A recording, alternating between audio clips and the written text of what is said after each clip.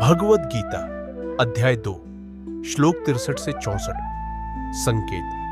जब हम किसी चीज को जरूरत से ज्यादा चाहने लगते हैं और वो नहीं मिलती तो हम चिढ़ने लगते हैं। यही चिढ़ फिर गुस्से और तनाव का कारण बनती है। लेकिन अगर हम राग द्वेष से ऊपर उठकर चीजों को संतुलित नजर से देखें तो मानसिक शांति और स्पष्टता बनी रहती है। श्लोक 63।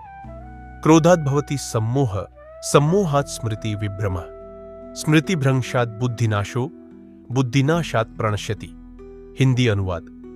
क्रोध से भ्रम पैदा होता है, भ्रम से स्मृति सही सोच कमजोर होती है।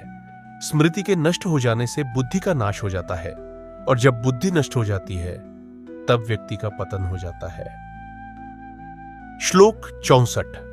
राग द्वेष विमुक्तैस्तु विषयान इंद्रियश्चरण, आत्मवश्यैर्विधेयात्मा प्रसाद मधिगच्छति। हिंदी अनुवाद।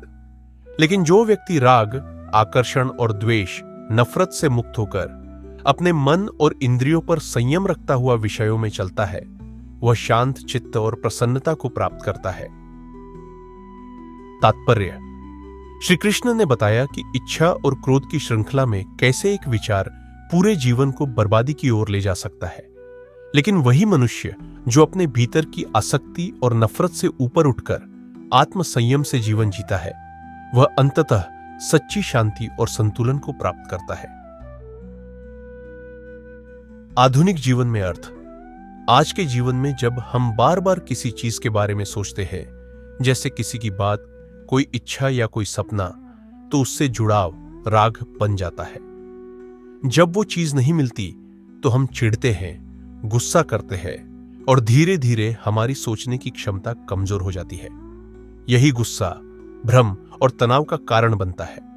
लेकिन अगर हम इच्छाओं और नापसंदगी के बीच संतुलन बनाए रखें और मन को संयमित रखकर सोचें, तो हम जीवन में शांति, स्पष्टता और सच्चा संतोष पा सकते हैं।